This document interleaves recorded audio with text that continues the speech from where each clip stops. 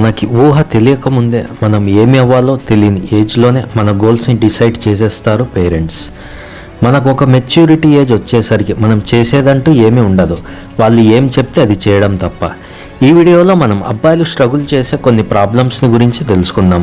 చాలామంది అబ్బాయిల్ని ఒక income sources లాగా చూస్తున్నారే తప్ప వాళ్ళ ఫీలింగ్స్ని, వాళ్ళ గోల్స్ని ఎవరు అర్థం చేసుకోవడం లేదు.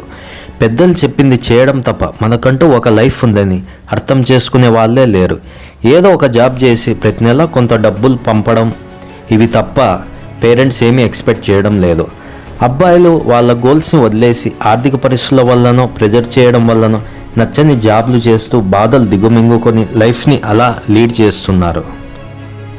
మనకు ఒక 30 years వచ్చేసరికి ఒక పక్క పేరెంట్స్, ఒక పక్క భార్య, మరో పక్క జాబ్, ఇలా ఒక లైఫ్ సైకిల్లో చిక్కుకుంటూ ఉంటాము. మొదట్లో జాబ్ నచ్చకుండా కొన్ని ఇయర్స్కి అదే ఇష్టంలా మారుతుంది. ఫ్యామిలీ ఆర్థిక పరిస్థితుల దృష్ట్యా చదువులు మధ్యలోనే ఆపేసి ఏదో ఒక పని చేసుకుంటూ పొద్దున వెళ్ళి సాయంత్రం వచ్చి తిరిగి వస్తూ మధ్యలోనే యాక్సిడెంట్ అయ్యి చనిపోయినప్పుడు ఆ ఫ్యామిలీ పడే బాధ వర్ణనాతీతం. సమాజం దృష్టిలో అది ఒక జస్ట్ యాక్సిడెంట్ మాత్రమే, కానీ ఫ్యామిలీకి అది ఒక తీరని లోటు. అలాంటి వారికి ప్రభుత్వ సహాయం అంటూ ఏమీ ఉండదు. ఎక్కడో ఓ చోట జరిగిన ఇన్సిడెంట్ని తీసుకొని ఈ మగవాళ్ళంతా ఎదవలే అనేస్తారు. అలా అనేటప్పుడు వారు ఫ్యామిలీలో కనిపెంచిన తండ్రి, అన్నయ్య కూడా మగాళ్ళే అన్న సంగతి వీరికి గుర్తురాదు. అబ్బాయిల్లో అమ్మాయిల్లో మంచి వాళ్ళు ఉంటారు, చెడ్డ వాళ్ళు ఉంటారు, ఇది ఒక కామన్ థింగ్. కానీ ఒక ఇన్సిడెంట్ని బేస్ చేసుకొని ఆ జెండర్ మొత్తాన్ని తిట్టడం ఎంతవరకు కరెక్ట్? అబ్బాయిల లైఫ్ టోటల్లీ డిఫరెంట్. ఏదైనా తప్పు చేస్తే జాలి, దయ తక్కువ.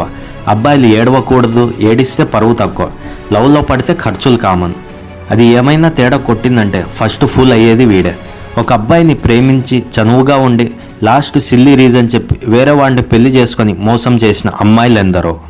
అబ్బాయిలకి ఫ్రీడమ్ ఉంది. ఎలాంటి ఫ్రీడమ్ అంటే ఒక అమ్మాయి ప్రేమించి నమ్మించి ఆ అమ్మాయి చివరికి మోసం చేసినా తనపై కంప్లైంట్ కూడా చేయలేని పరిస్థితి. అదే అమ్మాయిని మనం మోసం చేస్తే మహిళా సంఘాలు కేసుల మీద కేసులు పెట్టి వాడి మీద కసి అంతా తీర్చేస్తారు. అలాంటి ఫ్రీడమ్ ఉంది అబ్బాయిలకి. ఇంట్లో ప్రాబ్లమ్స్ వల్లనో, ఏ డిగ్రీనో ఇంజనీరింగో పూర్తయ్యాక జాబ్ రాక, పై చదువులు చదవలేక ఇంట్లో పెళ్ళిడికి వచ్చిన అక్కనో చెల్లినో పెట్టుకొని తన కలల్ని చంపుకొని నెలకి చాలని జీతం తీసుకుంటూ పొద్దున వెళ్ళి రాత్రి ఇంటికి వచ్చి తిని పడుకునేటప్పుడు ఆ ఫీలింగ్ ఎలా ఉంటుందో తెలుసా? బాధనంతా దిగమింగుకొని అటు కుటుంబాన్ని వదిలేయలేక, జాబ్ని వదిలేయలేక అలా లైఫ్ని కంటిన్యూ చేస్తున్నారు మెయిల్స్. ఫ్రెండ్స్, ఈ వీడియో నచ్చినట్లయితే లైక్ చేయండి, షేర్ చేయండి, కామెంట్ చేయండి. ఇలాంటి మరిన్ని వీడియోస్ కోసం నా ఛానల్ని తప్పకుండా సబ్స్క్రైబ్ చేసుకోండి. Thanks for watching.